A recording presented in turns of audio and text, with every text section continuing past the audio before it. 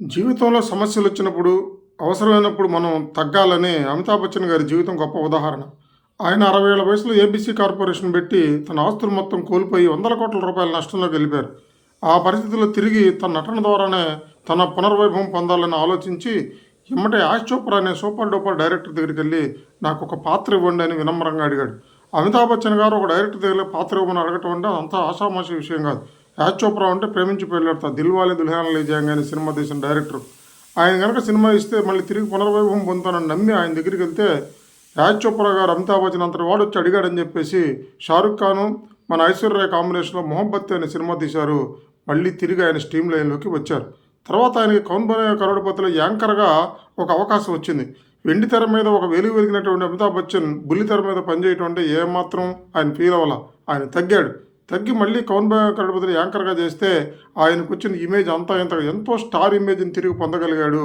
తన అప్పులన్నీ తీర్చుకొని ఏబీసీ కార్పొరేషన్ బయట తీసుకొచ్చి మళ్ళీ తిరిగి ఆయన మంచిగా సంపాదనలోకి వచ్చారు.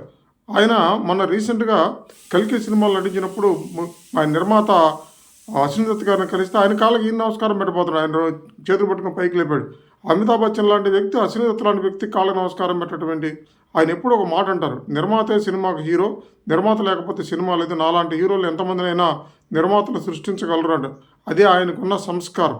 అలాగే ఇప్పుడు కూడా సినిమా సెట్లో షూటింగ్ అయిపోయిన తర్వాత ఇంటికి వెళుతూ ఎంత చిన్న డైరెక్టర్నైనా చేతులు కట్టుకొని సార్ రేపు నా సీన్ ఏంటో చెప్తే నేను ప్రిపేర్ అయ్యి వస్తానని చెప్పి వినమ్రంగా చెప్తారట. అంత గొప్ప సంస్కారం కలిగిన వ్యక్తి. మన సమస్య పరిష్కారం అవుతున్నప్పుడు, మన ఎదుగుదల అయినప్పుడు, మన గురువులకి మన అవకాశం ఇచ్చిన వాళ్ళకి మనం తగ్గితే వాళ్ళ ముందు ఎంతో ఎదగడానికి అవకాశం ఉంటుంది. జీవితంలో కొన్ని సమస్యలు పరిష్కారం అవుతున్నప్పుడు తగ్గటమే మంచిది. నీకు ఉపయోగపడిన పనికిమాలిన యుగో దేనికి? నీకు ఉపయోగపడుతుందనుకుంటే ఆ యుగోని వదిలేస్తే లైఫ్లో అమితాబ్ బచ్చన్ లాగా తిరిగి మళ్ళీ మొదటికి రావచ్చు. Great Amitabh Bachchan, super star is super star.